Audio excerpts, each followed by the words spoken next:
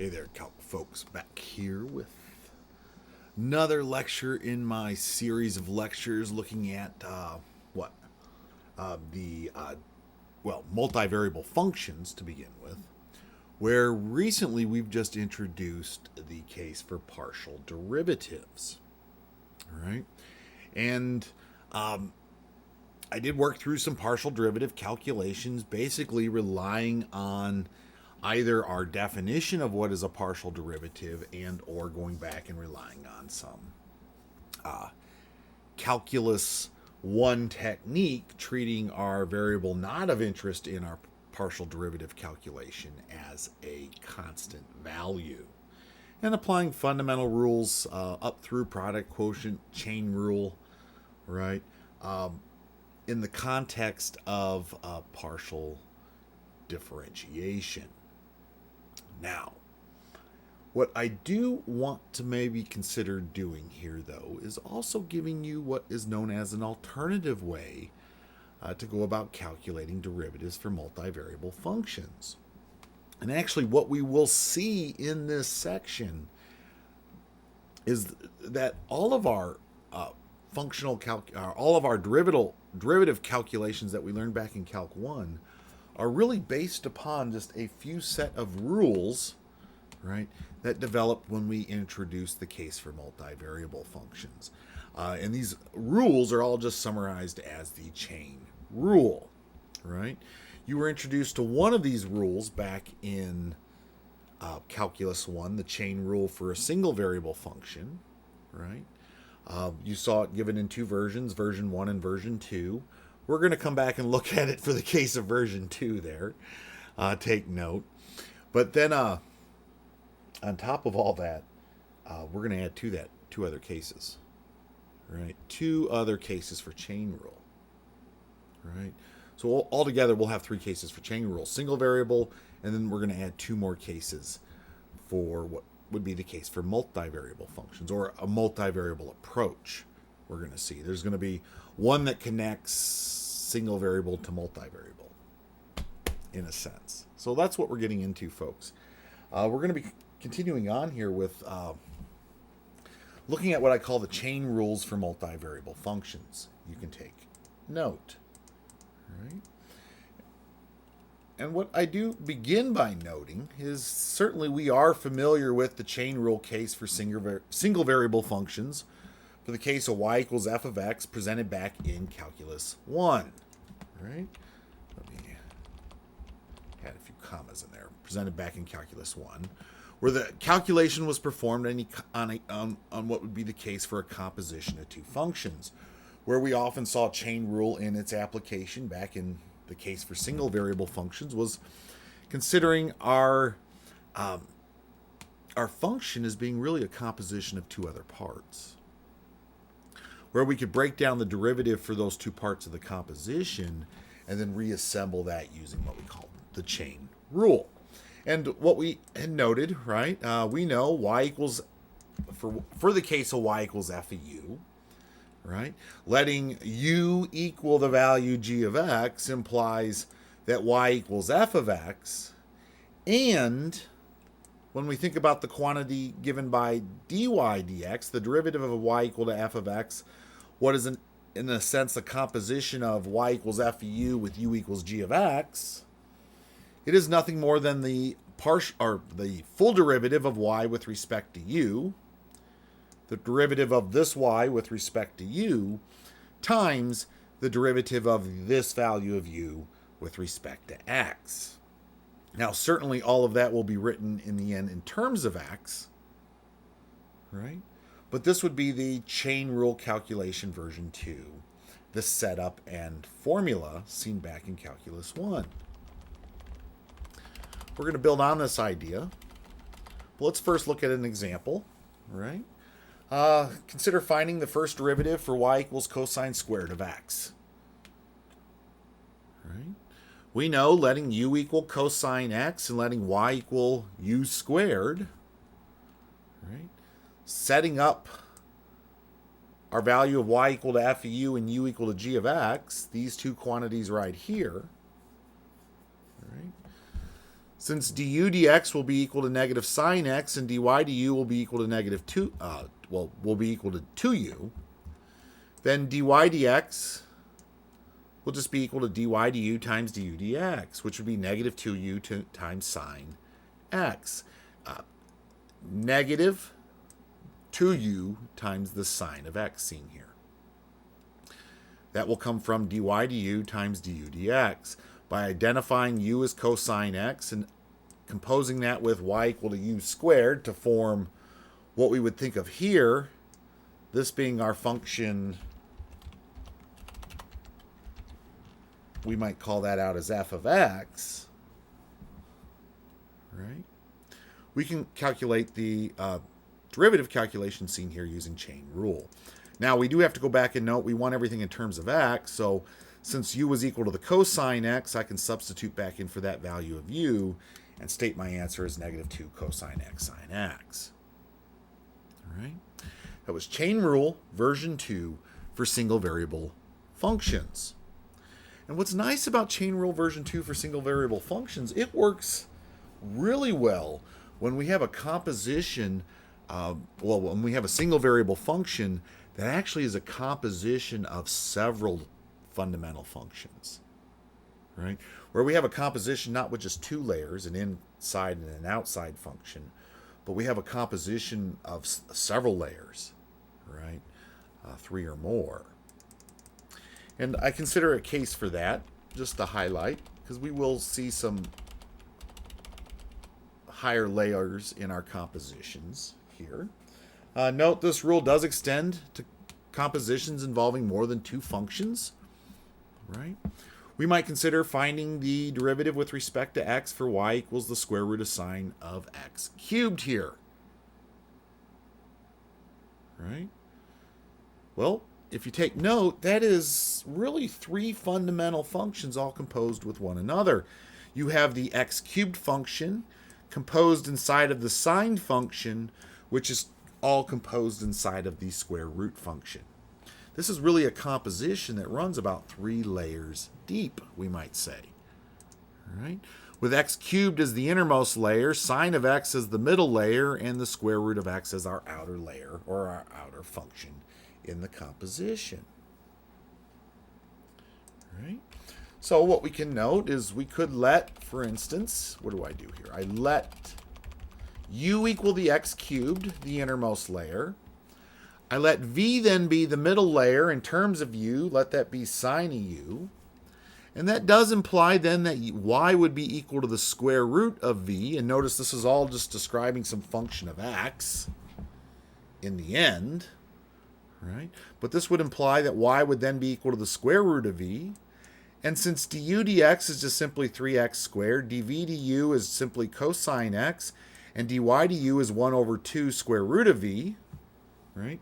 The derivatives of these 3 results respectively are just 3x squared cosine u and 1 over 2 square root of v respectively. Dy dx is nothing more than the product of those 3 results. Right? Dy du, 1 over 2 square root of v, times dv du cosine of u, times du dx, which is 3x squared. Now, we certainly can rearrange those conveniently into this ratio in terms of x, u, and v. However, we want everything in terms of x in the end, and since u equals x cubed and v equals the sine of u, which is the same thing as the sine of x cubed, we can conclude that dy dx must be equal to 3x squared cosine x cubed all over 2 times the square root of the sine of x cubed in value. All right?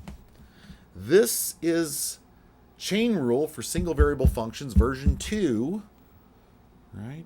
Applied with a 3-layer deep composition. All right? Let me dip to the background here and let you just take a moment to pause the video and look at that if you need to. Let me click off here.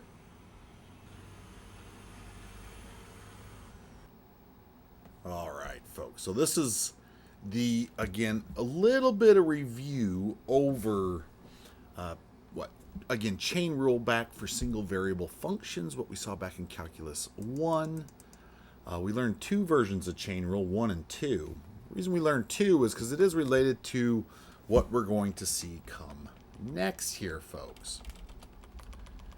All right. What I do want to say is that there are two similar rules for the case of chain rule for multivariable functions, folks. And we call these chain rule 1 and chain rule 2 for multivariable cases. All right, for the case of a multivariable function. Here I present chain rule 1, and I'll go ahead and pull up chain rule 2 together. I don't have them separated, and I'm not going to go back and separate them. But this is the first chain rule, where if you take note, it does apply itself to really single variable functions. All right? As I said, there's going to be two rules that we're going to introduce. One that's going to kind of link the single variable case to the multivariable situation. All right, and that is chain rule 1 here. We are going to consider applying it to the case of having a single variable function, how it's considered to be applied, right? However, it's applied in that case where, right, we do think of it, that single variable function being formed by a composition, right, involving a multivariable function being composed with two other single variable functions. All right? Single variable functions of the single variable that we will result with in the end. All right? This scenario seen here.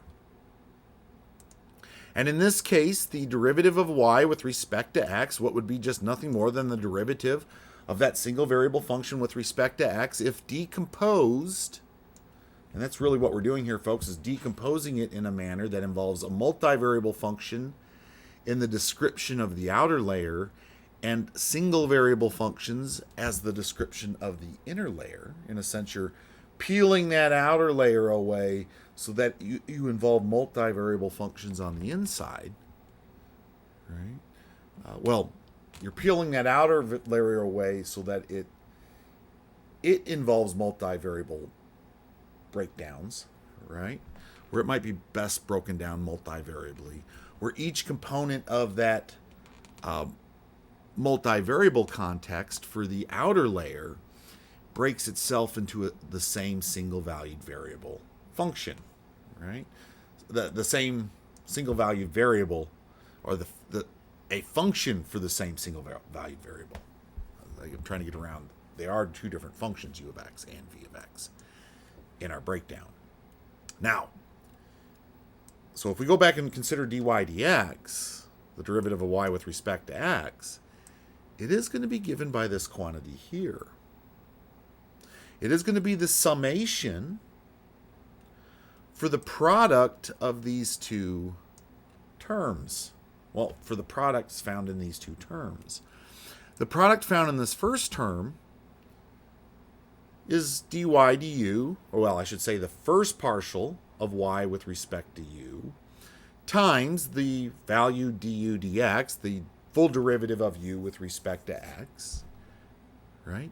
Added to the first partial of y with respect to v times the full derivative of v with respect to x. What you will note is if you can define y in terms of some functional value related to u and v, you will have a partial of y with respect to u, and you will have a partial of y with respect to that variable v. Both of those partials, both of those parts, will go into calculating dy dx in this decomposition. Where if you think about u being u of x and v being v of x, you will have a full derivative of u with respect to x that you can define, and you will have a full derivative of v with respect to x you can define. And arranged into the sum of these two products, right? You can calculate the derivative of y with respect to x. All right? Let me go ahead and scroll down and bring this example into view.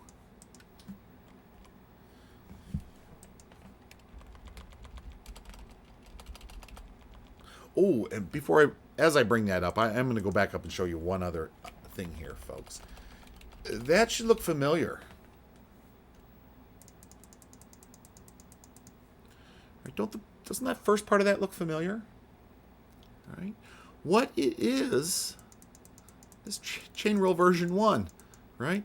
It is the part of this chain rule calculation that makes the connection for chain rule version 1 that we see up above here, except, right, we don't take the we don't take the full derivative of y with respect to u. We take the partial of y with respect to u, right? Because y is not just defined as a single variable function of u, it's defined as a multivariable function in our chain rule, seen down below. Now, this was the example I was scrolling up. Let's consider finding dy dx for this composition. Right? Now you're going, that's a single variable function, folks, and it is. Remember, this first case applies itself to the case of the single variable function. And actually, I'm going to chop this note up. For some reason, I didn't separate out my examples. Let me bring this down here. Let's put that right in there, because that's where it's going to fall into play. Right? What we will notice is that what we have here is a single variable function of x. This is y equals f of x. Right? Except the way we look at f, we might be able to decompose it, calling out one part u and calling out the other part of v, as these other two functions of x that are being composed together to form function f.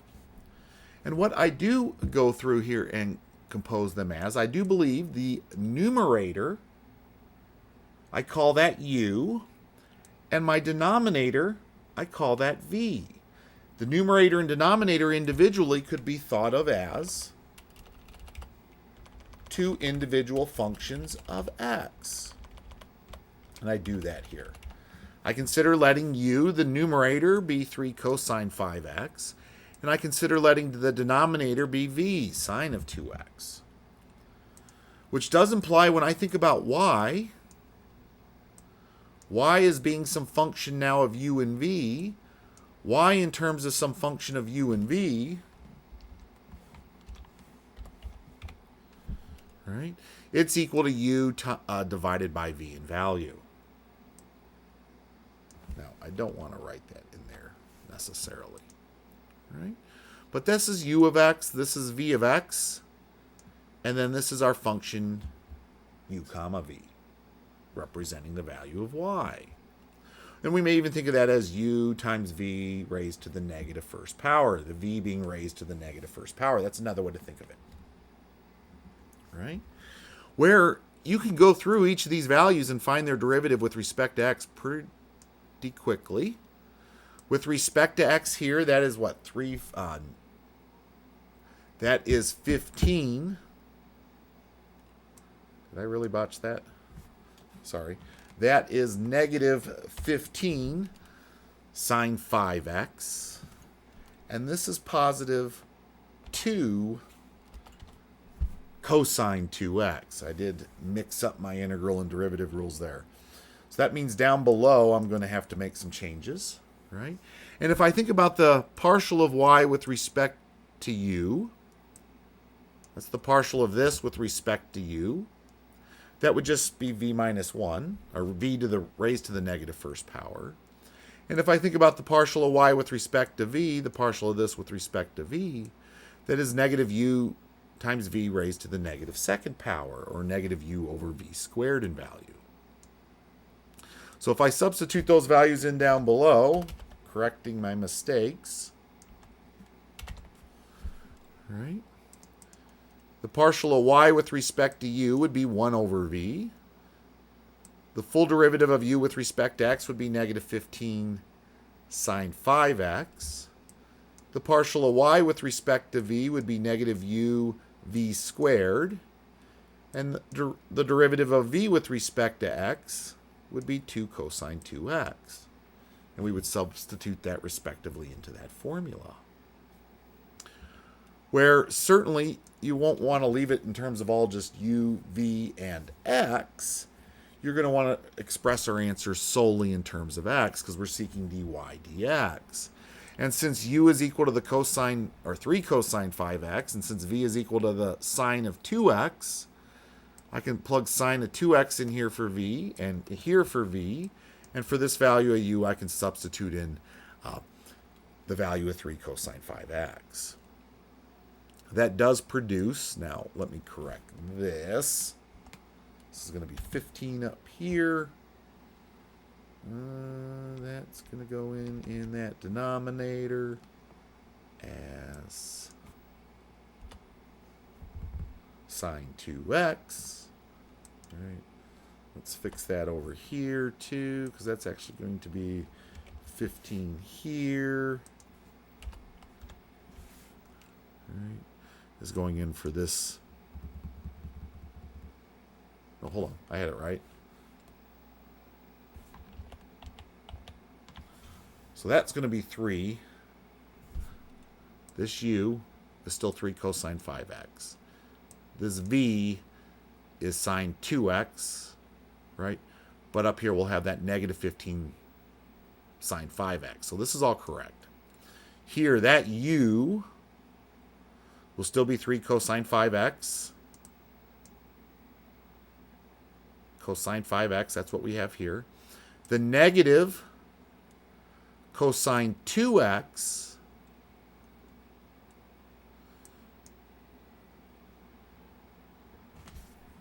the negative comes from here, the negative u.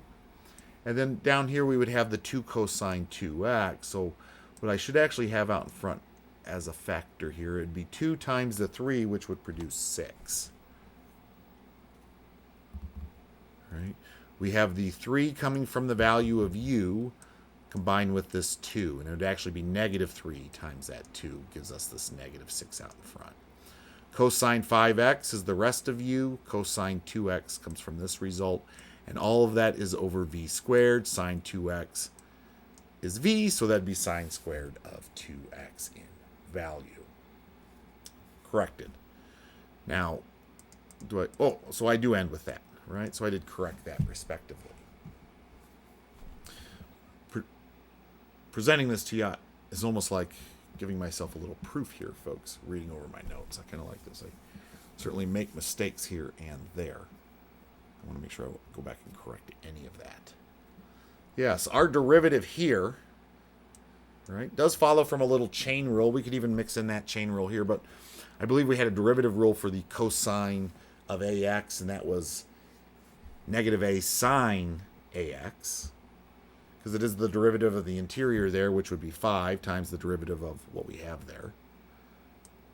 All right, that would produce this result, and the same goes here. All right, that 2 comes out as a constant multiple because it's the derivative of 2x. Right? That is chain rule number 1, folks, in action. It is applied to a single variable function, where you do decompose the single variable function within the context of multivariables. You think of the outer layer really being a multivariable function. You relate y to being in a multivariable context, where the parts that make up that multivariable context, the u and the v in this case, are themselves just single variable functions. And the above formula, chain rule 1, can be used in its calculation. All right. Let me dip out of the scene and let you take that in for a moment. All right, folks. You know it's to follow. It's chain rule 2.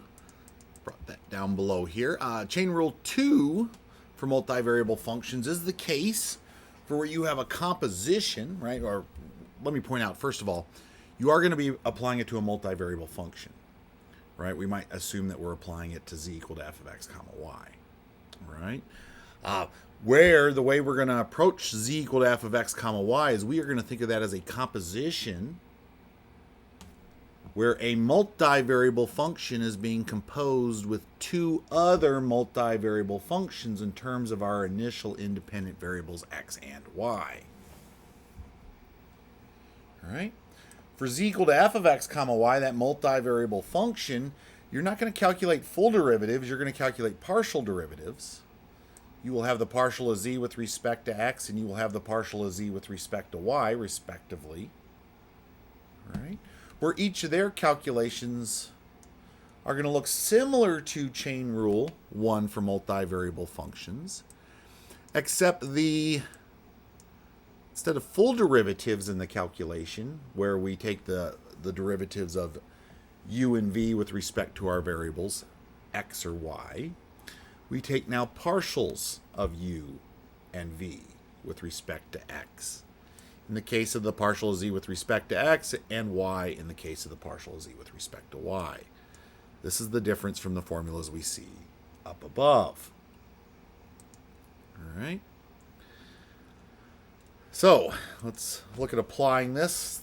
Let me just look at the partial of z with respect to x. Consider finding dz dx, the partial of z with respect to x, I should say. Oh, and I do ask for the partial of z with respect to y here. I do think I worked through them both. Let me see.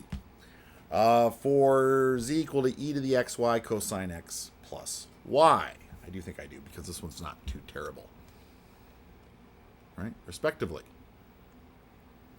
Well, what I do believe I do here is there's my first function. That's u. I'm going to let u equal e to the xy.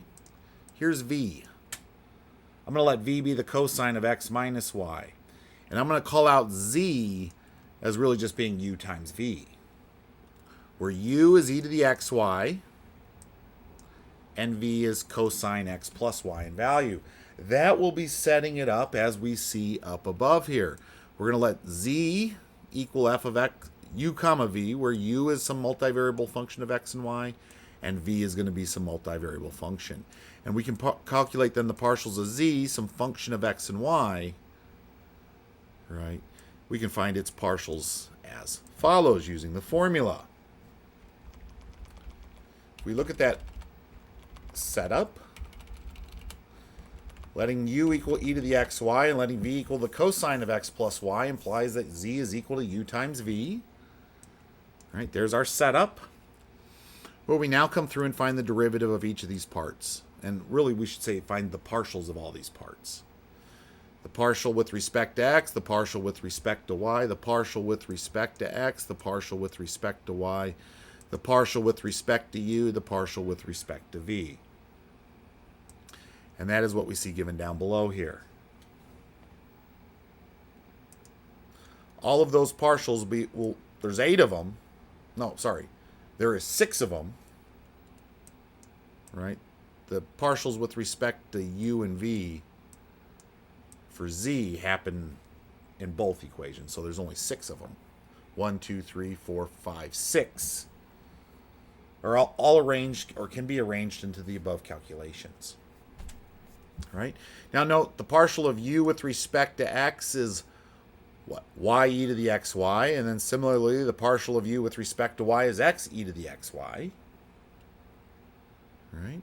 The partial of z or v with respect to x is negative sine x plus y, whereas the partial of v with respect to y is negative sine x plus y. All right? Whereas dz du is simply v, and dz dv is simply u in value. All right? So arranging these two calculations using these above formulas, we can make these arrangements, this arrangement for the partial of z with respect to x, right? That is v times du dx, which is y e to the xy, plus u dv du, sorry, dz dv times dv dx, which is negative sine x plus y. And we can do something similar in the calculation for the partial of z with respect to y. substitute in its respective values.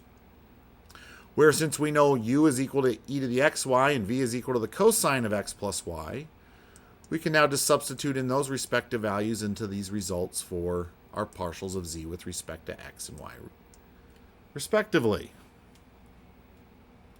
So the partial of z with respect to x will become y e to the xy cosine x plus y minus e to the xy sine of x plus y. In the end, when all that is simplified from up above. And in the end, the partial of z with respect to y will become x e to the xy cosine x plus y plus minus, what is that? Minus the cosine of x plus y sine of x plus y, right, respectively. All right. Make sure I get all these saves in there. All right. That is chain rule, folks, for chain rule 2 for the case of a multivariable function and decomposing it into other multivariable functions.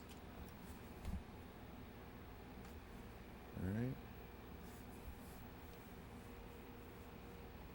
Decomposing its multivariable form into two more multivariable forms. All right. This is decomposition. This is chain rule 2 for multivariable functions.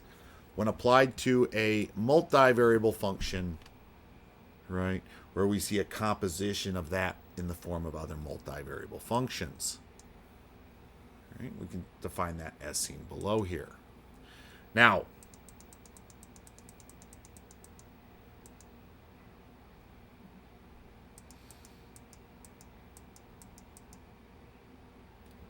let me dip into the background and slow scroll this so that you can write all this down if necessary.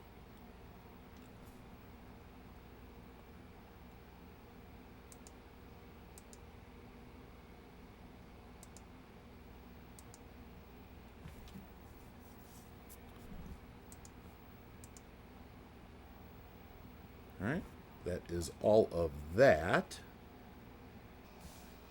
All right, folks, let's scroll down here. I'm not quite done. What I want to give you now, folks, is a couple of ways to help you. First of all, remember these formulas above. There is a way of kind of diagramming these formulas so that you can recall the formula via a diagram. And then, likewise, being able to diagram these few formulas we've seen above, you'd be able to diagram just about any complex derivative calculation using these three fundamental cases for what we call chain rule. Just about every, well, I should say every, right? I haven't encountered a case that I haven't been able to yet, right? Find the derivative of some multivariable function in multiple dimensions using this chain rule method. Right? So what I want to illustrate below, first of all, are a couple of diagrams that help us recall these calculations. Right? So I do note here, lastly, the chain rules for multivariable functions can be diagrammed, where the diagrams reveal the methods for the respective derivative calculations. These diagrams will actually show you the methods if you follow the diagram, right? This understanding of the chain rules can then be extended to more complex combinations of these rules, right? For just about any case for derivative, or, I say that because you never know, but I say really any case I've encountered, right? Let's consider again that first case. Back to chain rule for single valued variables. Consider y equal to fu, where u is equal to u of x. Right? The setup for the chain rule for the single variable function y equal to, let's get this in here right, y equal to f of x. I like that better. For the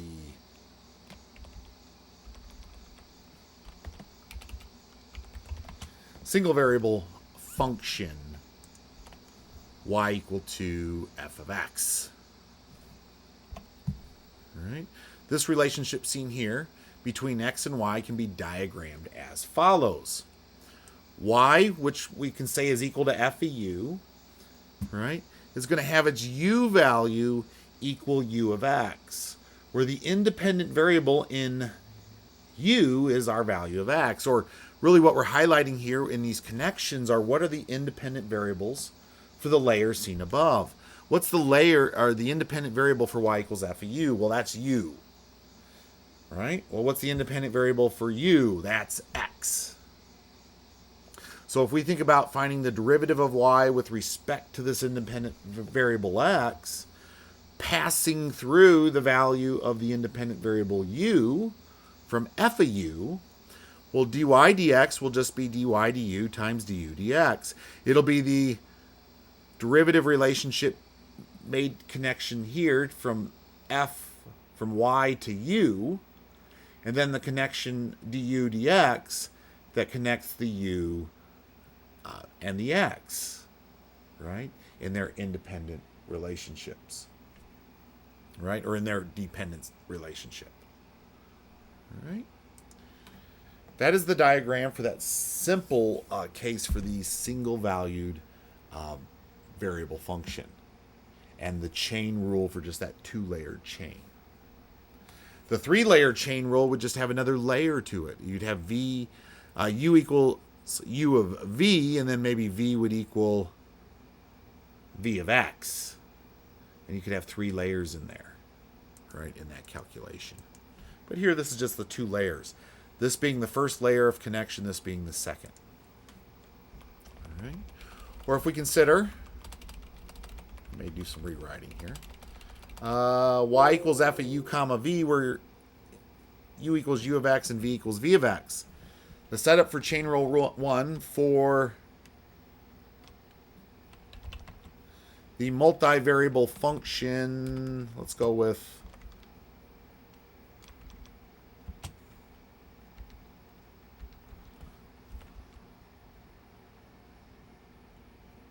setup for chain rule 1 for the multivariable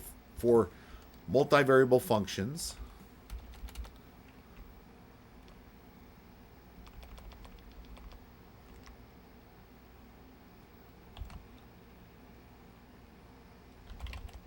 Where y again is equal to f of x, right? Y equals f of u comma v. Yes, that would be fine. Where y equals f of x, we might say, right? The relationship between y and x can be diagrammed as follows. Here is our diagram relating y to the value of x. Right? Y's relation to x passes through these 2 single variable functions, u of x and v of x respectively. Where here we're highlighting that the independent variables of y are u and v, where the independent variable of u and v is just the value of x. As for calculating the derivative of y with respect to x, for the case of y equals f of x, right, dy dx was just equal to the partial of y with respect to u times the full derivative of u with respect to x. That would be the, right, that would be the connection we would be making right here. Very similar to this connection we see above here, except this connection would be a partial connection, not a full connection relating y to x.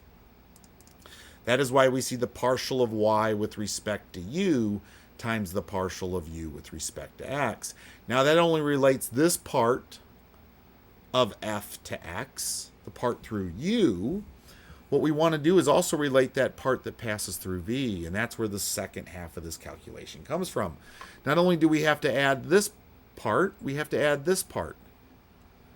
dy dv times dv dx, that would be summarized by this chain of compositions, and that's where it gets the name chain rule, folks, as we are looking at this chain of compositions, where these 2 chains come together in f, to form f of u comma v, where in the calculation you are summing the result of those 2 chains.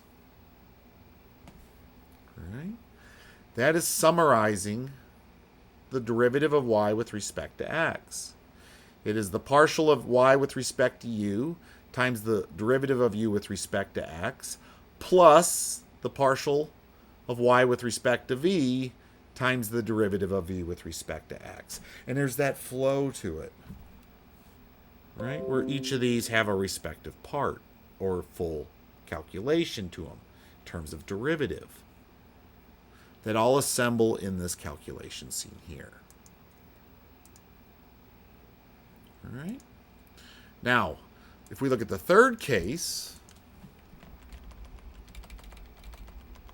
which would be the second case for the chain rule for multivariable functions, right? Where we would have, in this case, z equal to some function of x and y, and we decompose it as we see here. We make z a multivariable function of u and v multivariable functions of x and y.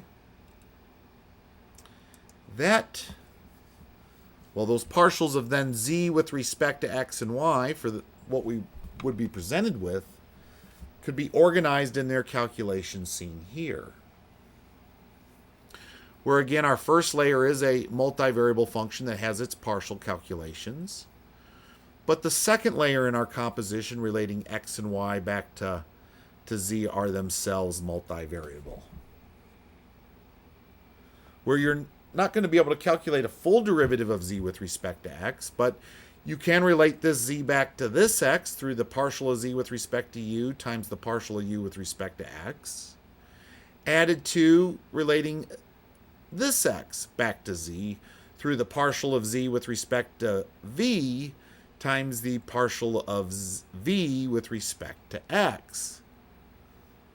The values seen here in this calculation and in that flow, right? It's this partial times this partial plus this partial times that partial, as highlighted in the diagram or organized in that diagram. That is what this diagram is organizing, is the flow through this calculation as well. If we look at it with respect to y, because this is a multivariable function, z is a multivariable function of both x and y. With respect to y, right, we got to relate these two y's back to z. So that'll happen through the partial of z with respect to u and the partial of u with respect to y. These first two factors in this calculation added to the second connection, the second chain, the partial of z with respect to v times the partial of v with respect to y, right, respectively. Understanding how these diagrams relate to the formula, folks, can be used to calculate and organize more complex partial derivative calculations or full derivative calculations. Here I calculate a partial. Here I say consider finding the partial of z with respect to x for what is the sine of the square root of x squared times y plus 3 times the cosine of the quantity x plus y divided by x minus y in value. Here we have a composition, right? Z is this, well, I should say here we have this multivariable function of x and y. Z is this multivariable function of x and y, where parts of that function can be decomposed into other multivariable functions. Like here we have this multivariable function times this multivariable function, where inside of this multivariable function we have another multivariable function that might be being composed with another multivariable function inside of it. And over here inside of this multivariable function we have this multivariable function, which is itself really a quotient of two other multivariable functions. This is a composition of multivariable functions on several layers deep here, right? On several levels, folks. Here's how I organize it. I don't know how organized this is, but what I do is I go ahead and call out my relationships first. starting really in the interior is where I begin. I try to go, well, what would be the simplest thing I could take the derivative of? For example, x plus y. Derivative of x, well, partial with respect to x is 1, partial with respect to y is 1. So let's call that out as s. S is equal to x plus y. All right? We'll make t this denominator, x minus y. I can find those partials pretty quick. That means this interior, we could call that u is just s over t. I could find those partials really quick. And I could then call v the cosine of u, where I can find its derivative pretty quickly. Moving over to this part, right? I could call this interior w, which means that could be plugged into what we might call m, the square root of w. Right? Where all of that is being substituted into a sign, so we might say that is n, where n is equal to the sine of m, which would all imply in the end that z is nothing more than n times v in value. Where v is the cosine of u is s over t, and s is x plus y, and t is x minus y. And n is the sine of m, where m is the square root of w, and w is nothing more than x squared plus y. Well, x squared times y plus 3 in value. When diagrammed, certainly this will help organize it a little more. Here is the diagramming of this composition. Z is a function of n and v. N is a single variable function of m, where m is a single variable function of w, but w is multivariable in terms of x and y. Back to z, z being multivariable in terms of n and v. It's also multivariable in terms of v, which is a single variable function in terms of u, but u is multivariable in terms of s and t, where s and t themselves are both multivariable in terms of x and y. Now, if I want to relate these x's in their partials with respect to z, these would be the connections I would have to make. It would be this partial times this full times this full times that part. It would be the partial of z with respect to n times the derivative of n with respect to m times the derivative of m with respect to w times the partial of w with respect to x. That would connect this x back to that z, that chain. Now that would have to be added to this link, this side of the chain, right? Where we would have the partial of z with respect to v times the derivative of v with respect to u times, now this is going to have itself two quantities. This here would break down as the partial of s with respect to u times the derivative of s with respect, or derivative of u with respect to s, plus the derivative of u with respect to t times the derivative of t with respect to u. So those part times this full would be multiplied by the sum that would result from this set of links down here. And that is what I diagrammed down below here. Right? And let me shrink this image a little bit so we can see the two side by side. So here's this partial times this partial times this partial. Back up. Here's this partial times this full derivative times this full derivative times this partial, plus the link that's going to start here, this partial times this full derivative times the quantity you would get from thinking of the chain rule version 2 just being replied to this result here. It would be this partial times this partial, which is highlighted here, added to this partial times this partial, relating these two x's back up to z through this entire link in the chain. Right? That is how, right? That goes about organizing, folks, right? This partial calculations. Now I'm just going to need the partials of all those, well, the partials and the full derivatives of all those single and multivariable functions I defined above. So you see that is what I define next. I define all the partials or full derivative calculations depending upon the case. And I arrange that all into the calculation seen above, where I then go substitute in for all of the values that are not variables x and y to build a final statement.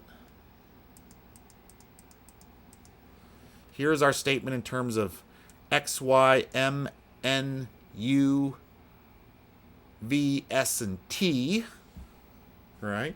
Where I plug in for all those variables that are not x and y, what they are in terms of x and y, and I make note of those again here.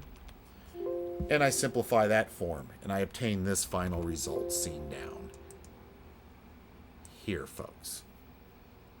Now, certainly simplification and simplifying is a bit of an understatement with these. I'm going to call that as simple as we're going to get it in this set of notes. Certainly the way you're going to most likely be using these is evaluating these at x, y, z coordinates or x, y coordinates for 3 dimensionals, x, y, z's for 4 dimensionals, and so forth.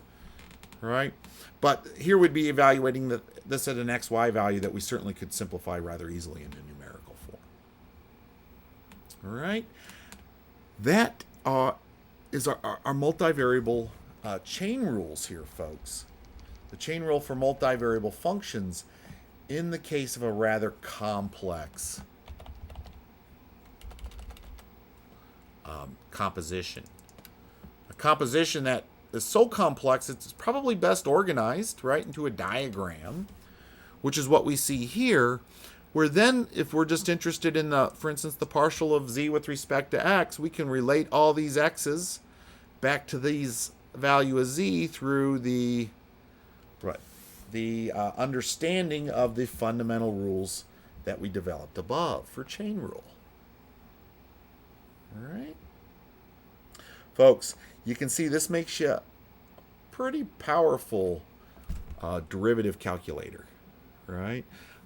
Using this methodology, these 3 chain rules, folks, are 3 rules you can understand that'll allow you to calculate some of the most complex derivatives, right? Where it's all a decomposition that can be organized, right, in diagrams, where the decomposition decomposes into very fundamental functional behaviors whose derivatives you can find rather readily using your fundamental rules of differentiation way back in Calculus 1. All right? So, but we're at the 50-minute mark. I'm going to stop there, right? This is, I think, long enough on this, but this is chain rule, folks. This is how you're going to get through calculating some of these more complex derivative calculations for multivariable and even single-valued variable functions, folks. Take note. But with that said, have a good one, folks, and I'll see you in the next video and see you in class this week. See you then.